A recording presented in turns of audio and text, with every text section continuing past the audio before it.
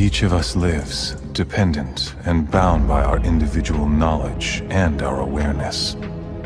All that is what we call reality.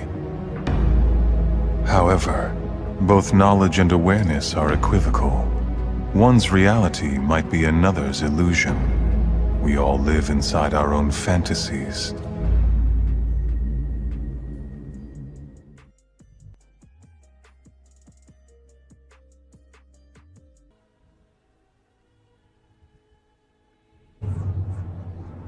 You asked me why I'm doing all this. But even if I told you why, I doubt very strongly that the knowledge would change anything at all. But let's say that I take the time to explain it to you. What do you think would happen then? My goal is to fulfill the dream even Jiraiya-sensei was unable to achieve. What I want is to create peace and bring about justice. Oh, I see. That is noble of you. That would be justice. However, what about my family? My friends? My village? They suffered the same fate as this village at the hands of you Hidden Leaf Ninja. How is it fair to let only you people preach about peace and justice? Once, the Land of Fire and the Hidden Leaf had grown too big. To protect their national interests, they forced feudal clans to wage war against each other, and profited from it.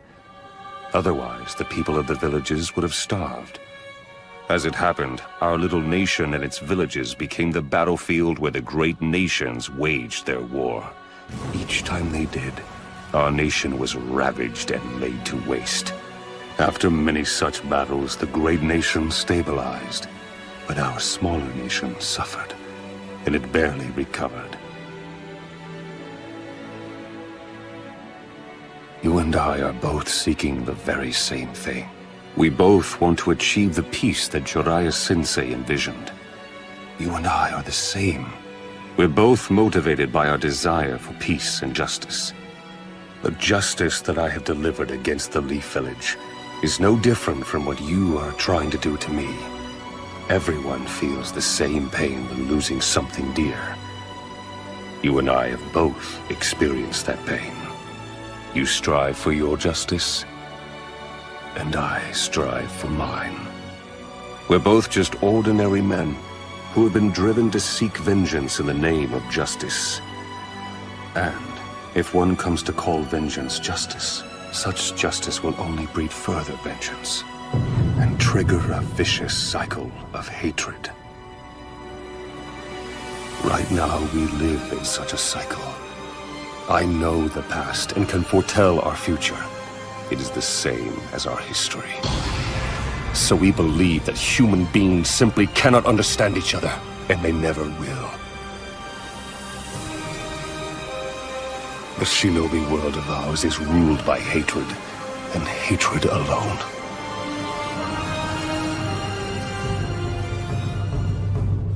So, Naruto, how would you confront this hatred in order to create peace?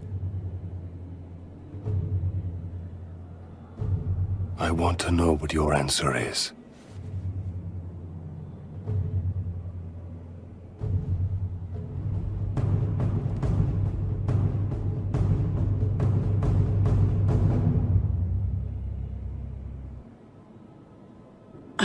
Let it go.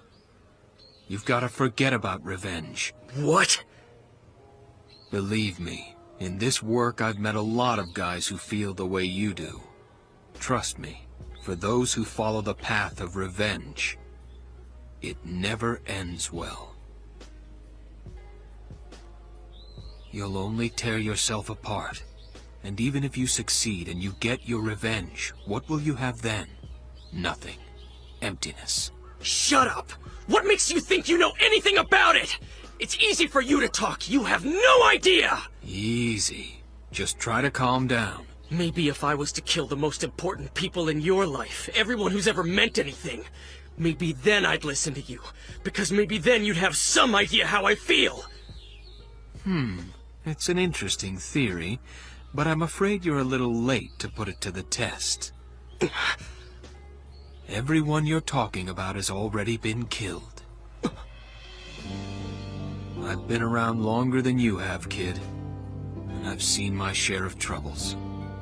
You're not the only one who knows what it's like to lose somebody. So, it looks like neither of us has led a charmed life exactly, have we? Still, we're not all that bad off.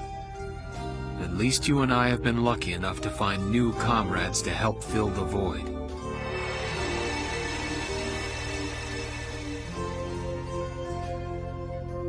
Anyway, I do know how you feel.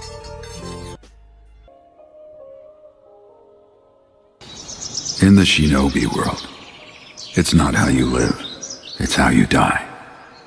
A shinobi's life is not measured by how they live, but rather it's measured by what they manage to accomplish before their death.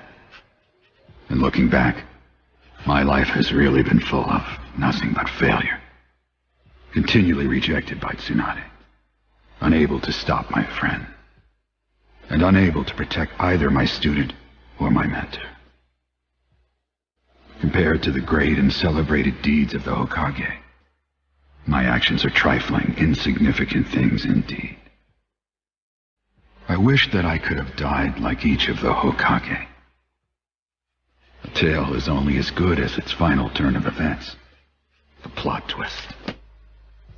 And mistakes are an important part of the plot too. I've lived my life always believing that the lessons I learned are what honed me.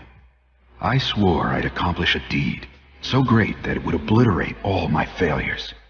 I'd die a splendid shinobi. At least that's how it was supposed to go. But this, my plot twist, my tale ending like this. The great Lord Elder prophesied that I would be the one to guide a revolution, a person who will make a great choice that will bring either peace or destruction to the world of the shinobi. I thought I would defeat pain, stop the Akatsuki, and save the world from destruction. But in the end, I failed that too. How pitiful, how sad that this will be the ending twist to the tale of Jiraiya the Gallant. What a worthless story it turned out to be. Never going back on your word, no matter what. And never giving up despite what the odds may tell you to do. Naruto, if that is truly your ninja way, then as your teacher, I have no business at all whining. Because as everyone knows, a student inherits his ninja way from his teacher. Right, Naruto? The tale of Jiraiya the Gallant. Well, now it'll end a bit better, I hope. The final chapter. I'll call it Frog at the bottom of the well drifts off into the great ocean. Just barely glorious, but glorious indeed. Now, I suppose it's about time I put down my pen. Oh, that's right. What should I name the sequel? I wonder. Let's see. The Tale of Naruto Uzumaki. Yes, that has a nice ring.